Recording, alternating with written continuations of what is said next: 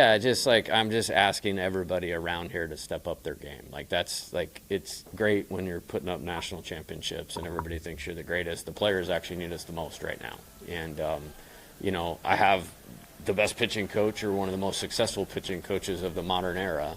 I have a great analytics guy, but we needed to get better. And so we sat together for 3 hours on Monday and itemized about 6 things and put them to work. And you do it with that dude, he's gonna do that. Like he's really good. And you know, we Coach Yeski did a spectacular job calling pitches tonight. And it's like the video game thing. You can do whatever you want. I'm not a video game guy, but like Bo Jackson and Tecmo Bowl. I remember being 11 years old and handing the ball to Bo Jackson. Like when you got a pitcher executing like that, that's what it was like. Just like whenever Gavin Guidry spoke after a ULL game, I could go all day talking about the performance Casey Evans had last night, but why not listen to the man himself talk about how important Casey Evans is to this 2026 LSU baseball team? Shout out to John Eads, and thank you for allowing me to use that content, buddy. But a lot of the haters got real quiet last night.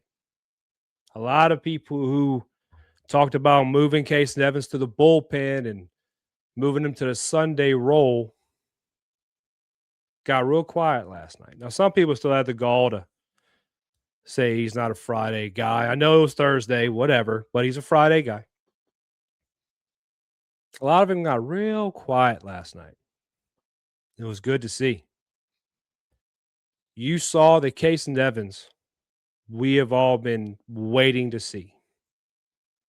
Now, last week against Vanderbilt on the road, that wasn't the Casey Evans that we were all, dying to see. It's true. But it starts against Milwaukee, Sacramento State. The Sacramento State game gets overlooked just because of the offensive onslaught against Dartmouth. Casey Evans has had nothing but quality starts until the Vanderbilt game. As LSU baseball fans, we all need to relax. And also remember that if he doesn't go out and strike out 15 next Thursday, it's okay. Let me give you an idea of his line last night. I know all of you know, but I have to say this again because it's amazing. He threw 7 2/3 innings. He gave up 1 run, which was unearned, by the way. Scattered 3 hits, walked 1, 15 strikeouts. And at 110 pitches, he was begging Jay Johnson to leave him on the mound. What more could you ask for from your Friday night guy? Now, I'll be honest. Until last night, and I'll say this right now. Cooper Moore has still been your best starter on the year. I know William Schmidt has looked his best. I know he's looked amazing, but I think Cooper Moore is your most consistent starter. He had a rough outing last week. It's still a quality start in my eyes. Last night, most of our LSU baseball team came together and were cohesive and had complementary baseball. Am I fully impressed with the offense last night? I'll be honest, no. I'm probably going to be the one person you hear today who speaks about the offense and not as much as a glowing side. I think the offense kind of got assisted, which they did. They could have looked better. If you spoke to me yesterday, you would know that my opinion on last night's game hinged on Cam Johnson. We all know Cam Johnson very well. He was here at LSU until he transferred to Oklahoma. We all knew his struggles with command. This is how I'm going to explain it to you to kind of describe Casey Evans and also talk about Cam Johnson. Casey Evans is a pitcher. He pitches. He locates. He has command. Cam Johnson is a thrower. Now, don't get me wrong. I'm not trying to downgrade Cam Johnson by any stretch of the imagination. That kid has more talent in his pinky finger than I had in my whole body. And if he ever figures out the command side of it, he's going to be a problem. He's going to live up to that billing of a top 5 draft pick out of high school. Right now, Cam Johnson is a thrower. Kason Evans last night proved to everybody in the country that he's a pitcher. And he's only a sophomore. Wrap it around your head, learn to accept it, pay your taxes, get it notarized. Kason Evans is your Friday night guy for the rest of this season and next season. William Schmidt is your Sunday guy this year. He's going to be your Saturday guy next year, barring any unforeseen circumstances or transfer portal additions, whatever the case may be. Learn to love Kason Evans.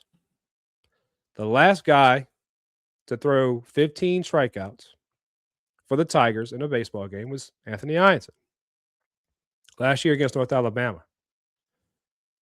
The last time somebody threw 15 strikeouts against an SEC opponent in the SEC game, not the College World Series, also wore number 20. His name was Paul Skeens. Now, is Kason Evans Paul Skeens? No.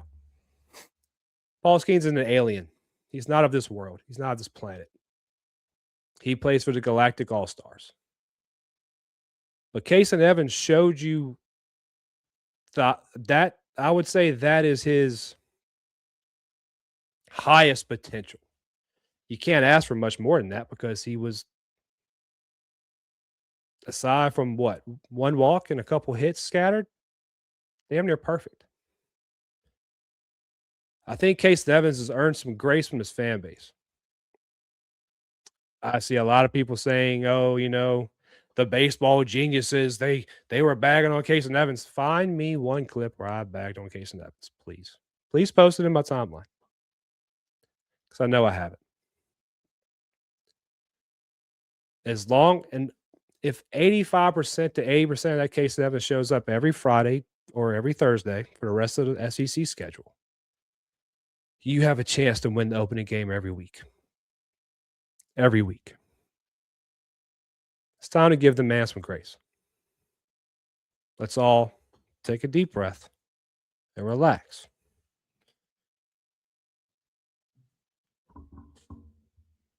If you're still on the Kason Evans train, shouldn't be a Friday guy, I'd love for you to get in the comments, come let me know why. Because I'd be really curious to see what your argument is today and how you defend it. Tonight's another rubber match is going to be more important than last night. The fate of this game tonight hinges on LJ Mercurius. If the name Mercurius rings a bell, it's because the guy who came in for Cam Johnson and dealt Xander Mercurius, who's a freshman, which, hey, Johnson, if you're listening, please call Xander in the offseason. Kid looked phenomenal. If you recognize that name and were impressed with his ability last night, come take a look at LJ Mercurius. He's a Saturday night guy for Oklahoma, and I got a odd suspicion of how college baseball may be changing a little bit with the way things have been stacking up. He's going to be hard to hit tonight. Can the offense break out of their slumber, not a slumber, and give some run support for Cooper Moore? I hope so. We're going to need it. We're going to need it. But guys, we're 500 now in SEC play. It feels good to have an opening day win. Hopefully the Tigers can take care of it tonight and get the series win over number 8, Oklahoma. Before we get on to anything else, of course, I got to talk about Pick to Click. 1 second. In honor of Taylor Moderano of Warm Soda Films coming on the show this week, I figured I'd break out the 2023 Hayden Travinski signed autograph from that 2023 year. This is up for grabs tonight.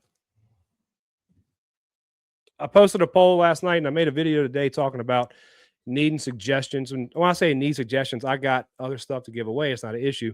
I'm just curious on what you guys may want, which may drive a little more engagement from the community about Pick to Click, because I fear about people getting tired of baseballs. So either call my worries or come give me some suggestions of what you may want. There's a couple things I'm thinking about doing that are a little bit more pricey that I am holding off of reserving on a good idea to do. I don't want to give away something at a high price on a Tuesday against, Tulane. It'd be kind of silly for me. I got to make it work for me as well, guys. I'm spending my own money. And the next thing we're going to talk about, we're going to do a quick little breakdown of Grambling. I promise you, I'm not going to spend much time on it. I really don't want to. I'm not. That's the reason I was going to record a show and post it Thursday, but I really just didn't want to talk about Grambling. I'll be completely honest with you. It's been a rough week for me. I've been tired, but matter of fact, I haven't been to sleep yet tonight, or today, but I'm here with you and I'm excited. Last night's game gave me a lot of vigor. I'll be honest. Until last night, I was speaking with a close friend of mine, and the words I used was after the Grambling game that this team is becoming the offense is becoming indefensible. Last night I felt better,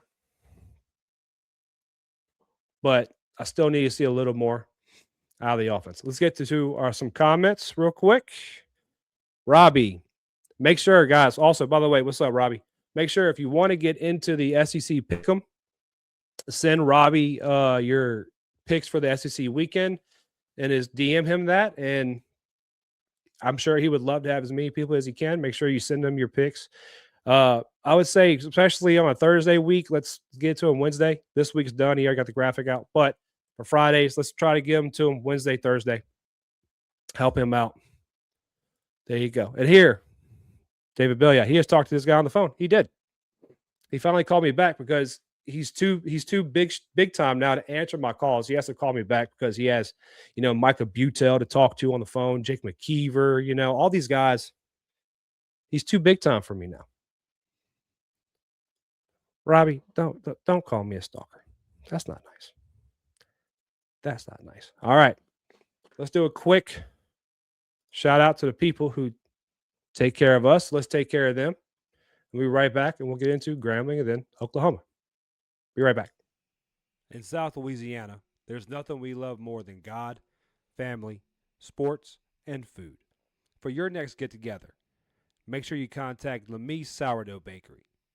Whether you're gathering with friends and family for the big game or surrounding yourself with loved ones for a Sunday dinner, let Lemise Sourdough Bakery provide what you need to make it that much more special. Lemise Sourdough Bakery is a small batch, all organic bakery right here in the heart of Baton Rouge, Louisiana. Go take a look at what's being mixed up in the kitchen next, as well as place your orders on Instagram at Lemise Sourdough Bakery. Don't forget to pick up your regular sourdough loaves, your jalapeno cheddar loaves, cookies for those late night snacks, and cinnamon rolls for those early morning cravings. Lemise Sourdough Bakery, where the first ingredient in anything made is love. Lemise Sourdough Bakery. Robbie trying to get me hurt. Do a Lane Kiffin thing for the Ole Miss series. I would, you know what, Robbie, I would do that. It'd be interesting. I would do that. I didn't like that camera angle. Would y'all want something with Lane Kiffin for the Ole Miss series? Let me know. Spread the word.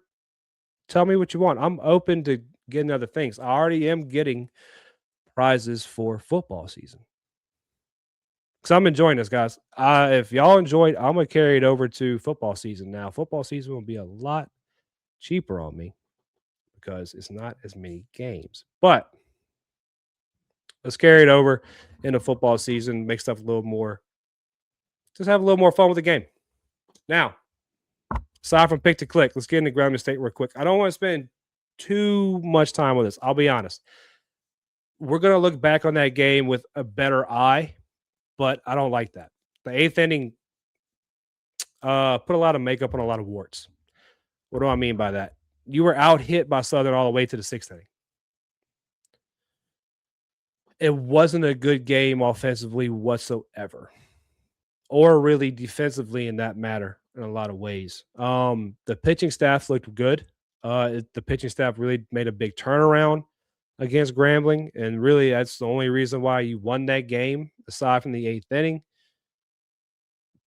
I'm not gonna harp on it. I know we're upset in a loss. If I had a good friend of mine tell me that if we changed the name on the jersey and changed the emblem on the scorebug, we'd feel differently about that game, and he's right. But you can't do that. And I'll be honest, I should have been a 7 inning game against Grambling. That's why I don't want to spend much time on it. Kudos to the pitching staff for showing up the way they did, buckling it down the way they did, and keeping the offense in the game as long as they did. But the bats left a lot to desire. Now, last night, Oklahoma.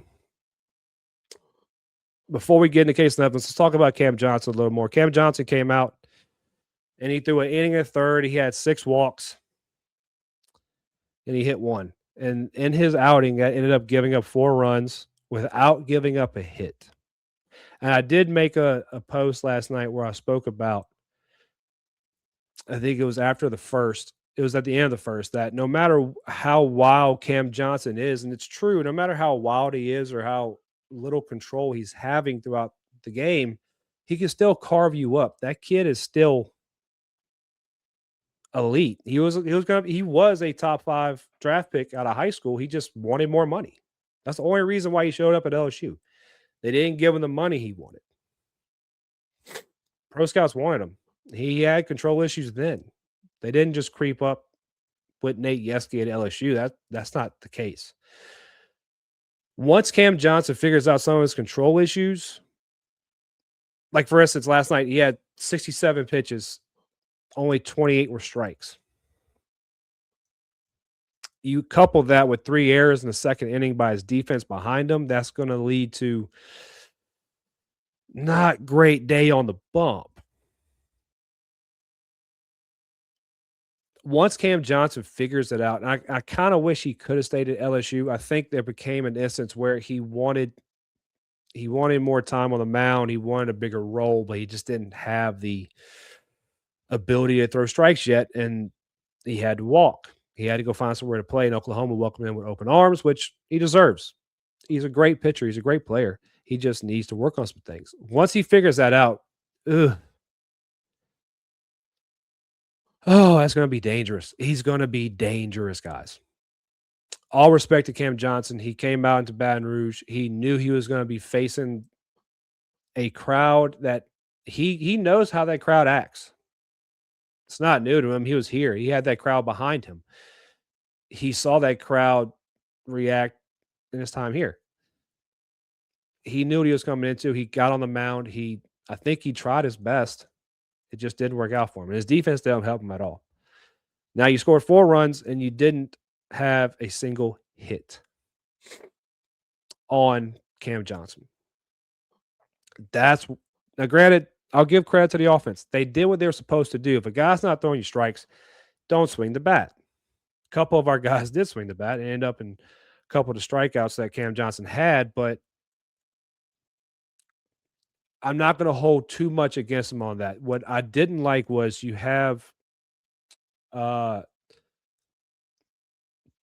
out, bases loaded, bottom of the first, and you only scratch across 1. He got that. Those are situations that have been plaguing this team all year, and honestly, it's plagued LSU baseball for the last couple of years. We've all talked about it. Now, I always take these things as a grain of salt because every year is different. But that's something that needs to be picked up on. If you have bases loaded with 1 out, you have to scratch across more than 1. You have to. You did have better at bats going through the rest of the game. Some people are giving players a lot of grief that don't deserve it. Other players still in good graces because of how well they're playing on defense. And in all reality, last night our defense struggled behind the plate. We're going to get to that in a little bit, but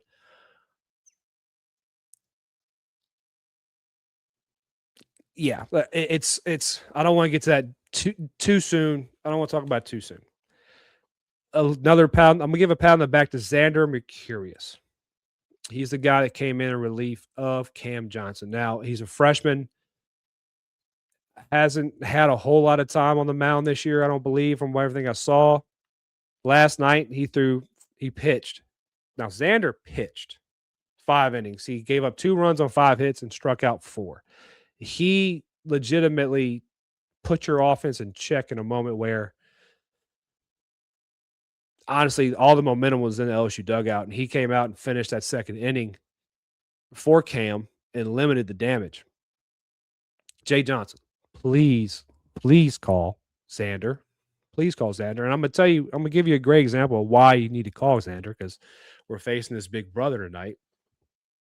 Pat on the back to that kid to come into Alec Box on a Thursday night.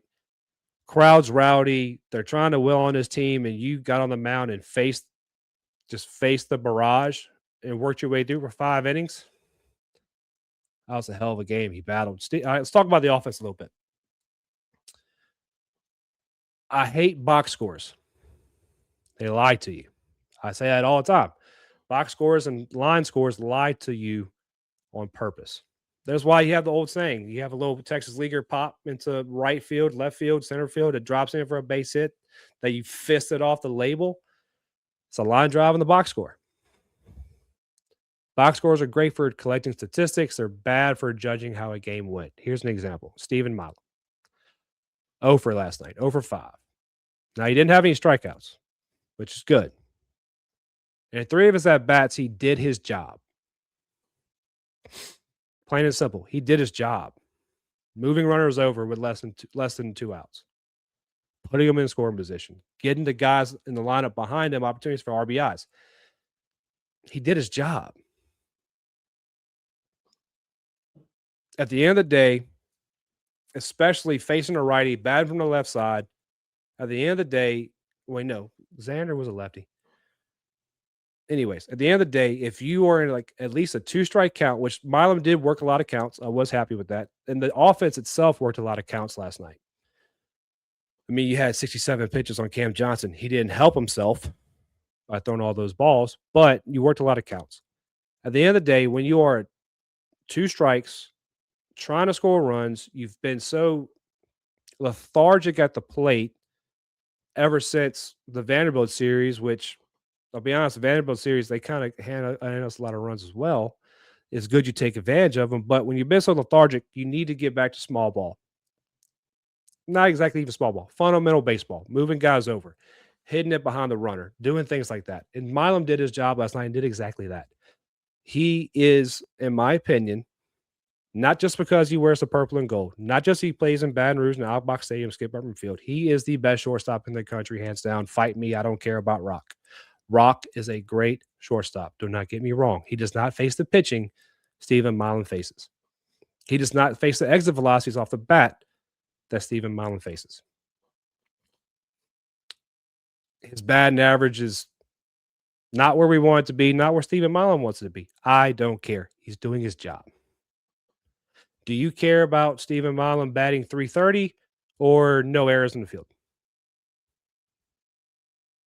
Let me know, because I'll take the no errors and doing your job at the plate. Now, if you're striking out, that's where we got to talk. But if you're doing your job at the plate, you're not committing errors in the field, and you're creating web gems.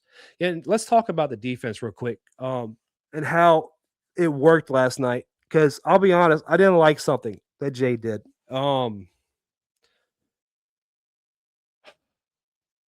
Second base is becoming a problem. Third base is already a problem. John Pearson is kind of filling that role when we need it. Trent Carraway started at second last night. But at the same time, you're shifting Milam to second base.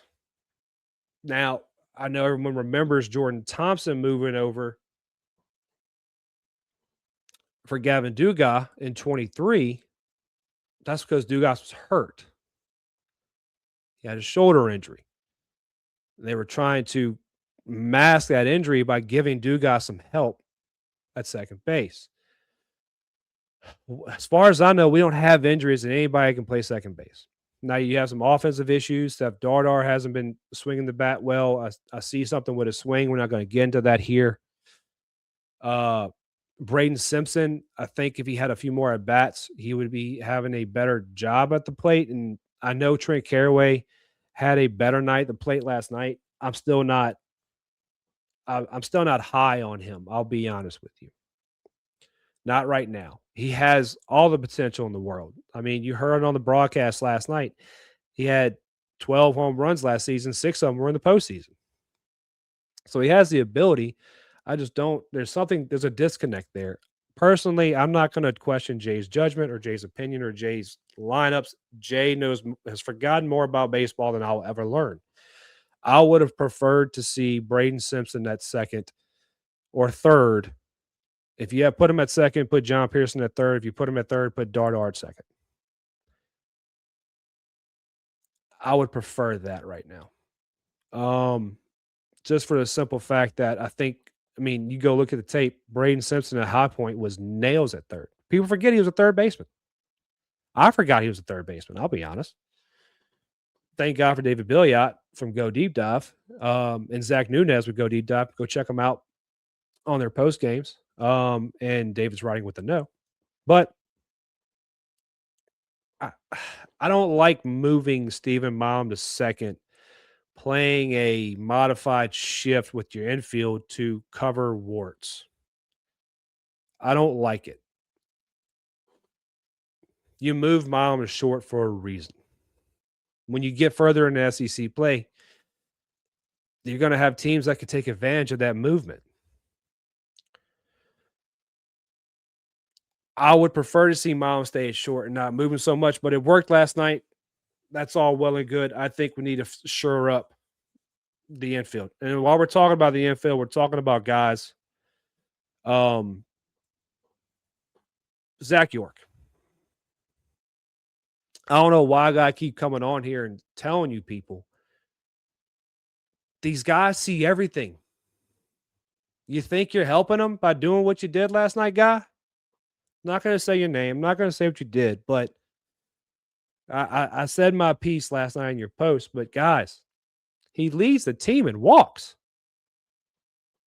Aside from the runs given up by Cam Johnson, he drove in your only 2 RBIs with a base hit. In the 7th. Okay, he hasn't hit a bomb since what? I think week 2, maybe week 1. I don't care. He's nails at first. He's picking up errors by your middle infield, in your infield, preventing them with his pick jobs and his artistry at first. That kid is an artist at first. He's not Trey Morgan. No, he's not. Most people aren't Trey Morgan. You need to get those thoughts out of your head. Your Friday guy is not ever going to be Paul Skeens again. Paul Skeens is a once-in-a-lifetime guy. Your first baseman is not going to be Trey Morgan. I'll be honest. I know the history of LSU baseball. I think Trey Morgan's the best first baseman you've ever had at first base. You've ever had in the program. Get it out of your head. Get off of Zach York. If you start striking out more, if his defense suffers, then Jay will look at it. He's not going to have a liability on the field. You heard Jay talk about Case Nevins when I started the show. He compared Case Nevins to Bo Jackson on Tecmo Bowl. That's how much he thinks about that guy. The other day, he talked about William Schmidt being important to his personal health for the next 18 months. This program's in great hands. Matter of fact, I'll add this to it. Just popped in my head. I talked about a podcast a couple weeks ago with Doug Thompson and Will Helmers. And I saw a short of it today when I was moseying around social media. And I remember this moment, but I don't think I expressed it clearly. Doug Thompson talked about a conversation he had with Skip Bertman. And Skip Bertman said to Doug that they need to figure out a way to keep Jay in Baton Rouge. Now, Jay has publicly said the Yankees could call him and he wouldn't take the job. I don't think we have a problem with getting Jay out of town anytime soon. but they need to figure out a way to just lock him down and keep him here. Why? Skip said he's better than he ever thought about being. Skip Bertman said Jay is better than Skip ever thought about being. Let that sink in. Nobody knows more baseball than Jay Johnson or Skip Bertman. Just trust what he's doing, guys. I've come on here and I've said there's things that he's done that I don't like. But I'm gonna take the lineup and I'm gonna take what he's doing and go, okay, I trust you, Jay. You've earned it. He's won 2 out of 3, 2 and 4. Yeah. I think he's earned that ability. We talked about Zach York doing what he's doing at the plate. And guys, don't make me turn into my old self on X with all this hate towards Zach York or other guys. Don't turn me into the old me. I'm happy. I'm not having to worry about this or that. Buddy, it's getting old. It's getting old. Jake Brown was over 2, had 3 walks, though. I mean, the kid's human. Kid breathes oxygen. You know, he doesn't go fly across the night sky at night and solve crime. John Pearson was 2 for 4. He had a really great night. He had 1 RBI, and he also had 1 K. I'm pretty sure John drove in your first run with a base hit. I think he made that 5th run, if I'm not mistaken. Could be. Good night for John. I'm loving the at-bats he's getting. I'm loving his approach at the plate. He is taking some hacks that, he's trying to hit the ball into Tiger Stadium at times in the right counts. Let's talk about that real quick. Let's do some baseball knowledge real quick. The old adage of they're swinging for the fence. They're swinging out of their shoes. They're trying to hit home runs with every swing. No, they're not. You have regular count approach and you have 2-strike approach. You should have learned this with Tommy in 23. He was so good at 2-strike approach. There's certain counts, for instance, when you got a 2-0 count, 3-1 count, sometimes a 1-0 count, depending on the guy, where you know that the scouting report and everything you've seen with him throughout the game knows that, okay, in this count, he may be a 2-pitch guy. He may be a 3-pitch guy, but he's going to throw a fastball more than likely, and it's probably going to be a pitch I can drive. I'm fine with them swinging for the fence. There's enough power through this lineup where we talked about it all preseason. There's enough power through this lineup to have double-digit home runs up and down the lineup. It's there. It hasn't shown up lately other than Jake Brown. I'll admit that. And Omar Cerna. Don't forget Omar Cerna. I'm not going to forget Omar Cerna. But if I know everyone loves baseball, especially here in Baton Rouge, and you love LSU baseball, take a moment and kind of learn the game. Last night, for instance, I learned something new. I love learning new things about baseball. I didn't realize that Casey Evans' unearned run he gave up could have turned into an earned run if he gave up a base hit there. I didn't realize that earned runs, unearned runs could flip like that. I was never a pitcher. I did not want to be on that mound. I hated the thought of it. You can always learn new things about baseball. I suggest y'all do that and make it a little easier on yourself. All right. And then speaking of Omar Cerna, he was 2 for 3 last night with a walk. He had great at bats as well. Let's talk about the defense. So I'm gonna talk about Zach York because I had a message from somebody last night and they were asking me if Zach York was going to get benched.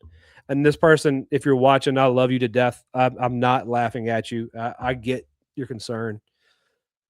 I told them no, he's not going to get benched. And if he was going to get benched, it wasn't going to be because of that throw he made to third. That it just kind of sunk on him. John got caught up with the runner and it got past him. That's not really a ding on anyone there. Would you like the ball up a little more? Yes. Like we talked about the throw to home the other night. Yes, you'd like to throw a little more up, but it's not a big crusher for Zach York there. I'm not going to get a lot of love for this. We need to work on receiving behind the plate. Let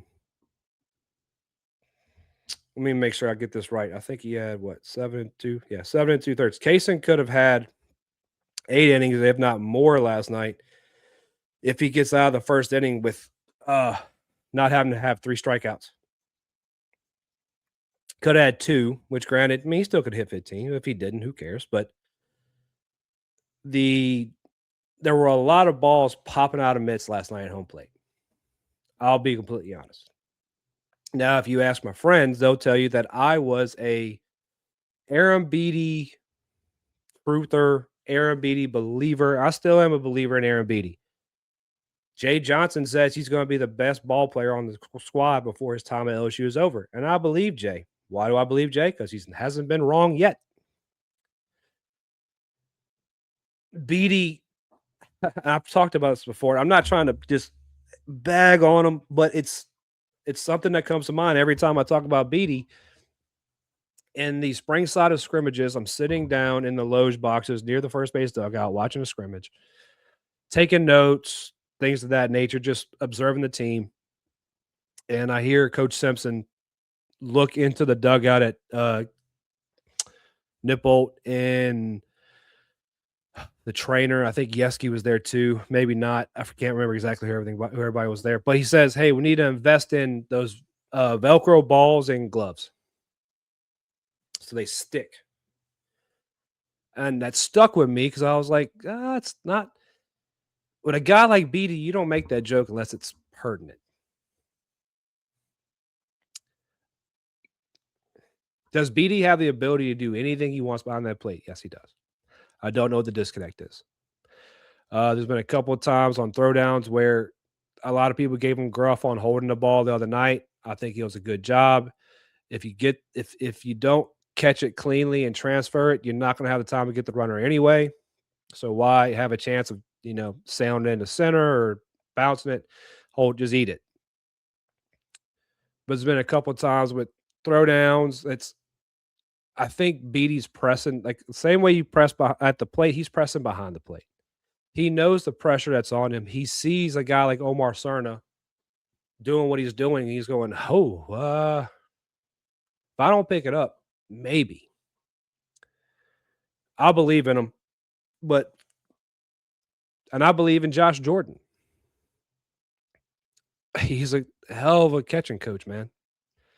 Alex Milazzo didn't show up to LSU he was a great catcher when he showed up, don't get me wrong. He wasn't the phenomenal catcher at LSU that he became because he was that in high school. I'm sure Alex Milazzo would tell you that himself. I believe in Josh Jordan. I believe in Beatty. I do believe there's some serious work that needs to happen. And I believe it is happening. I promise you, it's not going unseen by the coaching staff.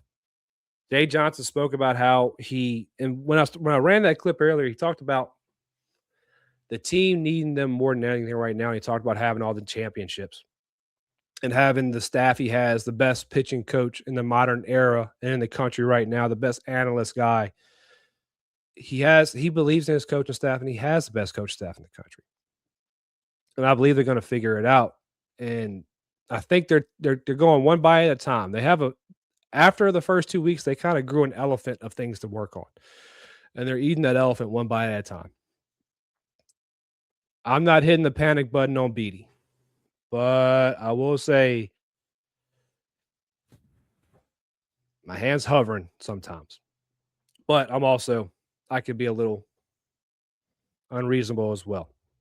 Let's get into tonight a little bit. Well, let's get some chats real quick. I see y'all in the chat. Let's say hi to some people real quick. All right. Robbie, give me control over hard throwing who doesn't have command all the time.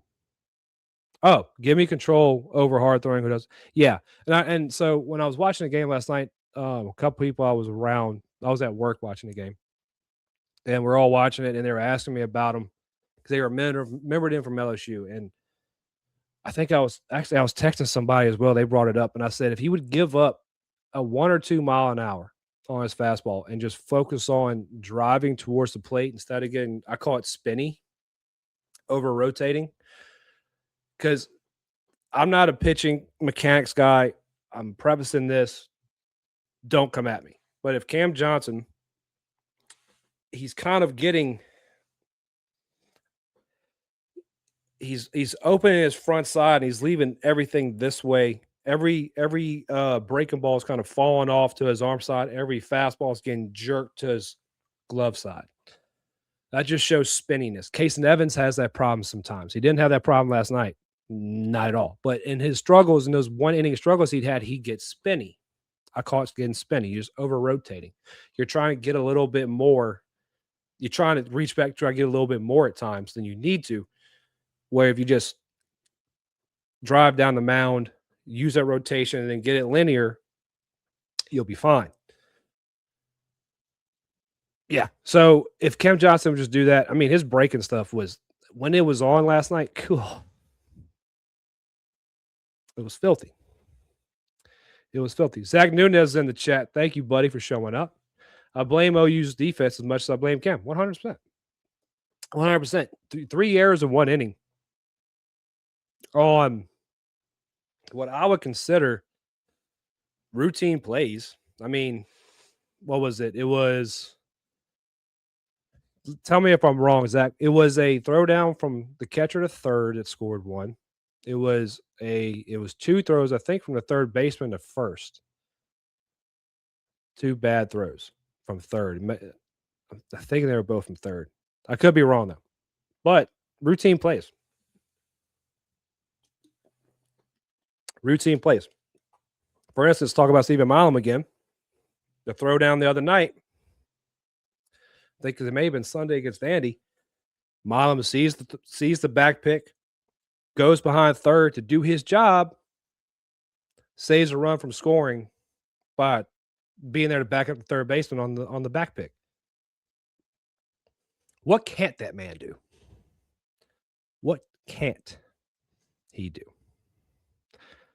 David, I'm not sure a guy like Mercurius, sorry, I got a text message, guys. Leave Skip Johnson. He's already in good hands, and just watch Skip get the Witherspoon brothers drafted in the first 2 rounds. No doubt, but if one person can pull him away from Skip Witherspoon, the fake Skip, it'd be Jay Johnson and Nate Yeskie. Seeing what they've done with his older brother, yeah, he may stay. Nunez agreed, super confusing. Talking about the defense. Yeah, I don't like it. I don't like the defense shifting like that. It's just something that you don't have an injury at second you have to mask with a guy you want at the plate in the lineup. So we need to find a second baseman. We need to really find a second baseman, a third baseman, and just decide who's there. And I don't care what other factors you have that affect your decision making. You need to stick with it. Now, Alexandra, my good friend, have a great show. Thank you, Alexandra. She's such a sweetheart. She is such a sweetheart. David just said on Wednesday to media that Braden Simpson needs to put the ball in play more. He's hitting 292, but he struck out 13 of his 24 ABs. Yeah, that's the problem. And strikeouts and walks are going to get you no playing time with Jay. He's shown that. But I think with a few more ABs, he'd get out of that. Because also, I liked hearing the post-game interview, especially the one that David posted with Braden Simpson, that he was a player of the game. That's why he was up there in a loss, and he took the heat for his whole team. The kid cares. I love holding on to a guy like that and giving him every chance he can. AP, what's up, my guy? Check out Timeouts and Tangents. He's doing a great job. He may be meeting with somebody today. I'm not going to say who. The initials are RJ, but he has big things coming, and I love it. Let's see. Make sure I'm not missing anything. Karen, how you doing? Hey, Love you, Miss Karen. Zach is getting on base. If he gets there on walks, he is still on and can score. Exactly. And he has a few stolen bases. I don't know where he's at. I'll pull it up. I don't want to mess up anything I have right here. He is. I know they're not technically stolen bases, but they count, and I love it. Bill Yacht. I think Cam is taking some off of his heater. He was low. He was as low as 92 last night. He was, and when he was as low as 92, he was throwing strikes. That's what I'm saying. He was up into 96, 97 last night at times, and it was kind of wild, to say the least. Rick Vaughn, Major League, wild thing. When he took some off, especially on the changeup, like with his changeup, he can. His changeup's a great example, actually.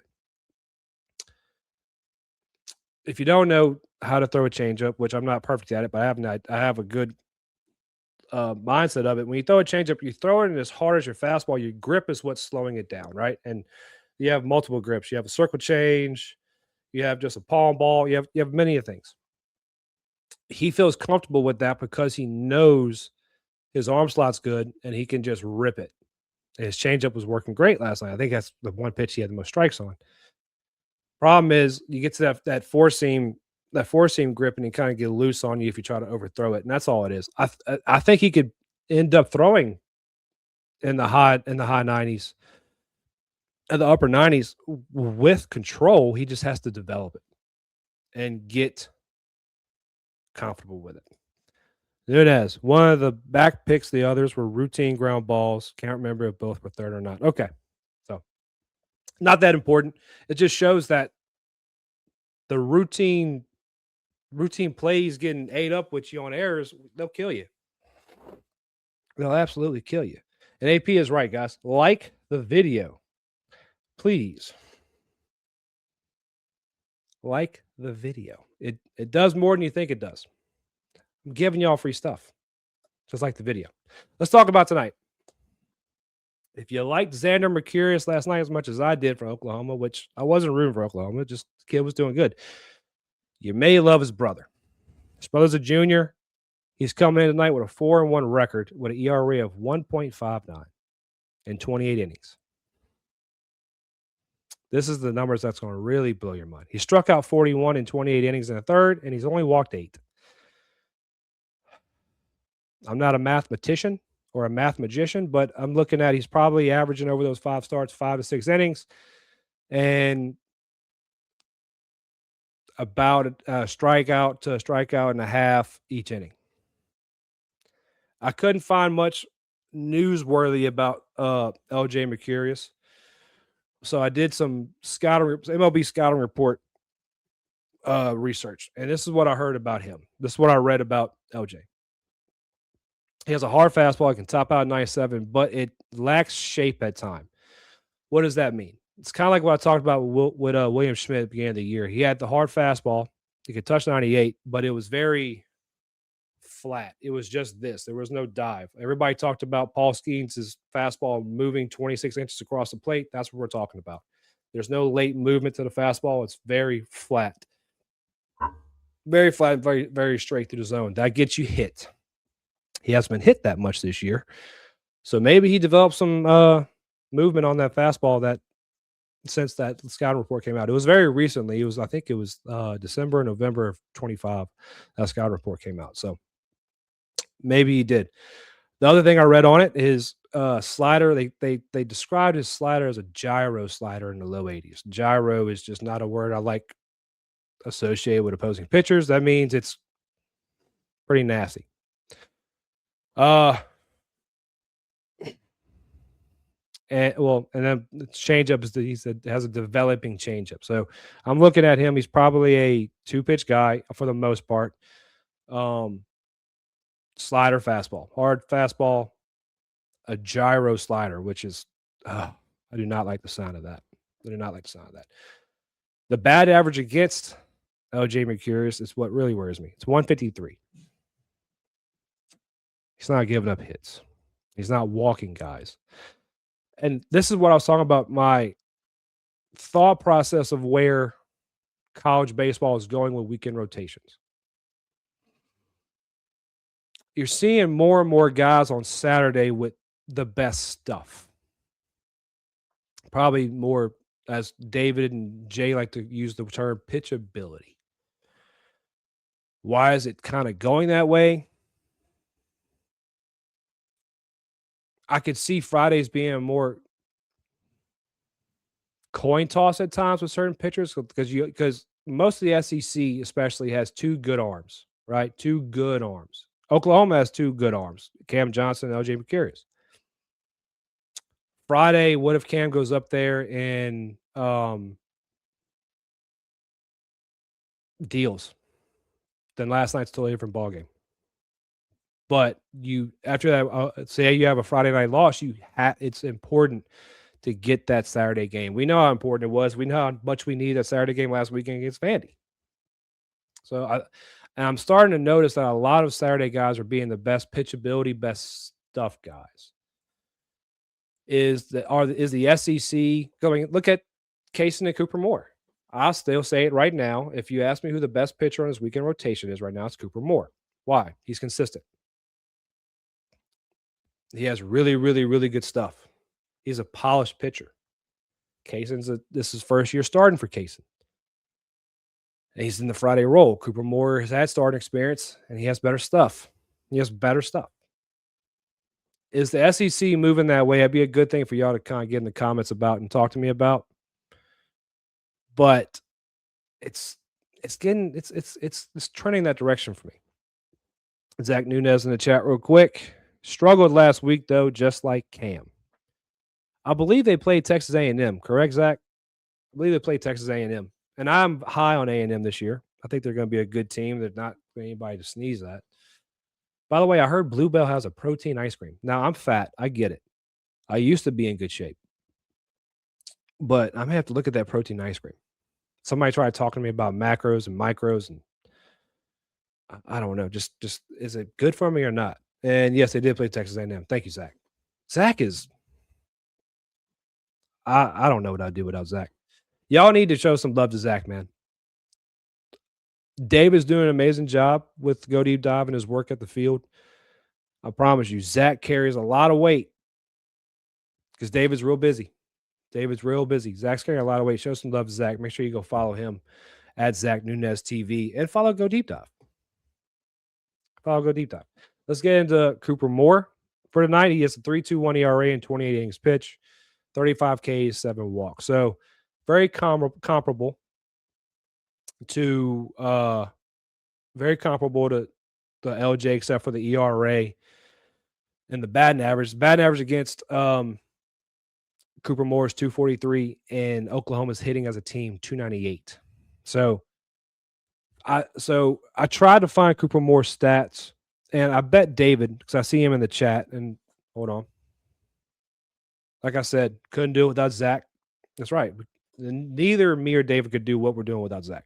I promise you. And I don't even get as much help as David does, but I couldn't do this without Zach. Anyways, back to what I was saying. I was trying to find more, and David, if you could find your notes from Cooper Moore's ERA or batting average against prior to last Saturday. I think last Saturday's game really skewed his numbers. Not saying we don't need to take those numbers into account. I just think if we take those numbers out, it may give us a better idea of the pitcher Cooper Moore is. I think he's going to be closer to LJ McCurious than what his numbers show right now. Tonight's game, and also I forgot to add this in, LSU's batting average is 285. Tonight's game hinges on LJ McCurious being a pitcher tonight and not a thrower like Cam Johnson. And it depends on whether or not the LSU offense can decide when to leave the bat on the shoulder. What I mean by that, last night, what was productive for them was leaving the bat on the shoulder. Whenever Xander came in, he was more in the zone. He was more controlled. He was pitching well. The bats didn't wake up like I would like them to. They need to attack in the zone. They need to be able to. Well, one more quick thing. LJ went 5 innings pitched, 6 runs, 4 earned, 2 walks, 7 strikeouts, 2 walks last Saturday against A&M. Try to tell you, A&M's good. So the bulk of his numbers were compiled during non-con. And don't get me wrong, Oklahoma played some good teams in non-con. They didn't just play scrubs. He has the ability in him. Let's just tonight, if you're in Tiger Stadium, by the way, if you're not in Tiger Stadium, if you're in Alex Box tonight, come say hi to me. I will be down the right field line before the game. I'll be there early. Come say hi. I'd love to meet any and all of you. Come say hi. I'll be down there talking to David, bothering him while he's doing his work. I'm trying to get his credential pulled. But if you could just come say hi, I'd love to see you. If the offense tonight can, I was trying to describe this last night, actually, to AP on approaches and using scouting reports and how that influence your approach at the plate.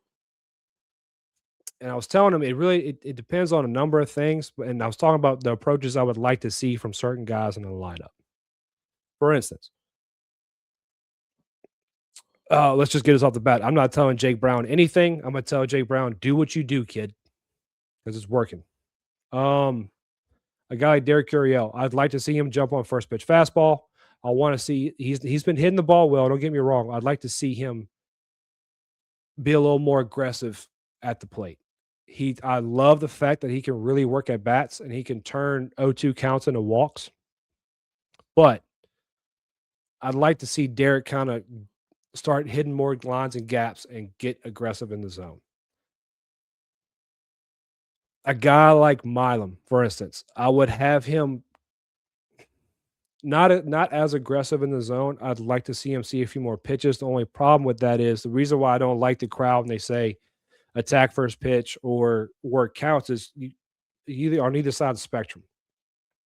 I would have Milam, if you get first pitch fastball, drive it.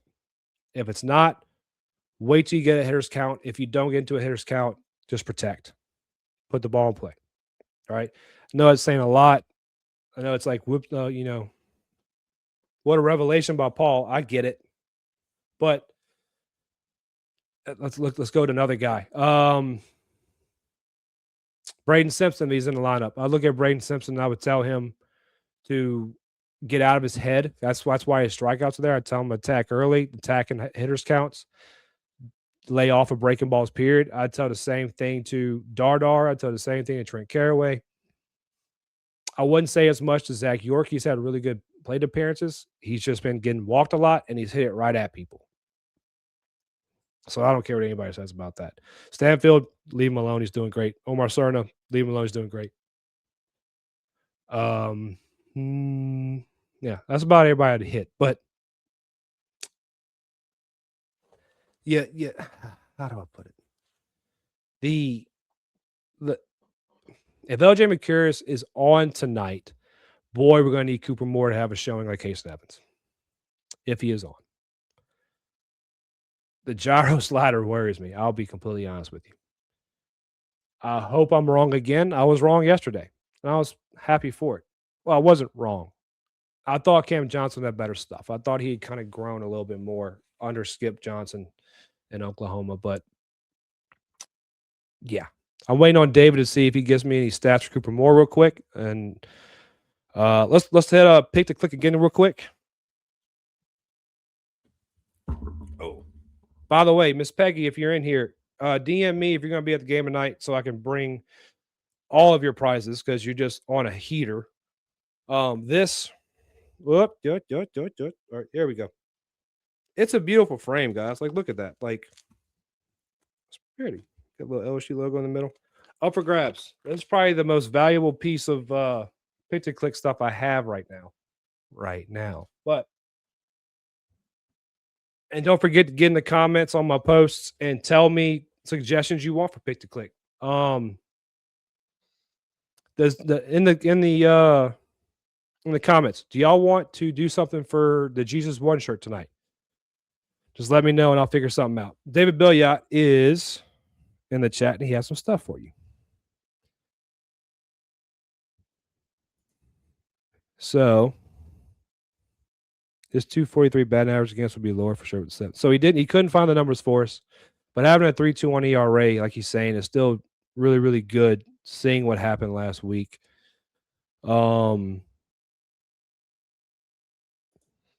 Zach Nunes, it'll be right on left. 2. That slider will be scary. Need more right-handed bats tonight. Yeah. And Zach wants me to save my money for a pick to click. I'm just a giving guy, Zach. Just a giving guy. All right. So don't forget, pick to click tonight. I'm going to have it out as early as I can have it out. I'm not going to say any names, but I'm going to have it out as early as I can have it out tonight. Make sure you comment on the correct post and make sure you're following at Paul Jarrett 16 and Walk It Off Talk on X. And David Billiot, you're right. He is a righty. That is. I think Zach's talking about the slider being filthy and needing some more righty bats for that reason. So pick to click tonight. Make sure you're following. See, Zach, I can't do that. Jake Brown, I would love to do Jake Brown. I'm about to take Jake Brown out of the running for pick to click because he's costing me money. You want me to save money? You want me to buy more stuff for Jay Johnson? Do I want celebrities or no? David Billiot did give me Michael Butel last night. And Michael Butel, I doubt you watch this, but if you do, thank you so much for lending your voice and your name to that post last night. It was much appreciated, man. You're awesome at what you do. And I'm not bringing private conversations into the show, AP. I didn't use names. Someone's telling on himself. Anyways, pick to click. Stop bagging on the guys. Wrap your arms around this team. Let's lift them up. We did a great job last night. Let's continue to do it. Get out to the box. Make it rowdy. Make it hard for LJ McCurious tonight and help out Cooper Moore. I may do a watch along. Hey, it's Alex. Great show. Hey, Alex. Oh, it's Alexandra. That's right. I thought it was Tiger Talk. I didn't want to say it was Tiger Talk because I didn't want to get it wrong. I'm sorry, Alexandra. You make sure y'all go subscribe to Alex's show on YouTube as well. I'm trying to get her back to working on her podcast because Alex is really, really good. Anyways, I'm thinking about doing a watch along tomorrow night. Let me know if y'all be interested in that. I'm not going to stream the game because I'm not doing that. But, it may be fun if you're not going to the game to stream it and, just stream and have like a little fun time. Maybe have some guests pop in here and there. Let me know what you think about that. But until then, I love you all. God loves you. And all he wants you to do is love him back. Speaking about that, all right. Jesus One shirt. Let's go.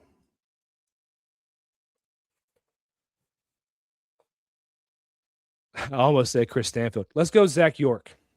Zach York tonight. Anytime home run. If you comment Zach York on the pick to click post, you are in the running not only for the pick to click, you're in running for a Jesus One shirt if he hits a home run at all tonight. So Zach York, you heard it here first. Until then, God bless you all. Go Tigers. And let's walk it off.